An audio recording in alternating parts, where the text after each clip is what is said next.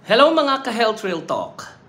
Ito ay para sa mga OFWs at para sa mga kababayan natin sa buong mundo.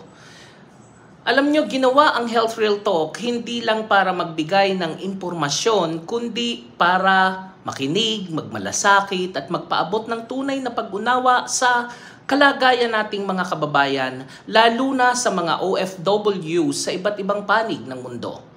Ito ay para sa mga nanay na malayo sa anak, sa mga tatay na kayod ng kayod sa disyerto, sa mga anak na nagtataguyod ng pamilya mula sa ibang bansa, at sa lahat ng Pilipino na nasa Pilipinas man o nasa abroad na kailangang marinig na hindi sila nag-iisa. You know, araw-araw may mga nagme-message na nagpapasalamat. Simple man na salamat po, kailangan ko to, o akala ko ako lang ang ganito, at ito ang nagsisilbing inspirasyon para ituloy ko pa ito.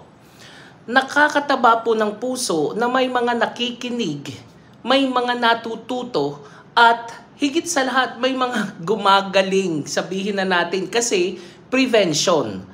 At lumalakas ang loob dahil alam nilang may boses na handang magsabi ng katotohanan sa maayos at makataong paraan.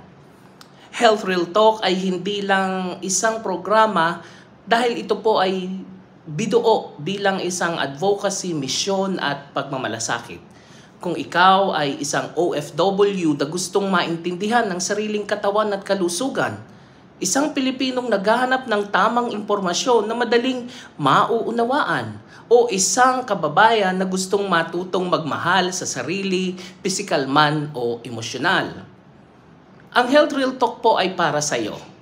Abangan pa ang mga susunod na episodes, at kung may gusto kang talakayin, i-message nyo lang po ako. Dahil dito, lahat ng boses nyo ay mahalaga.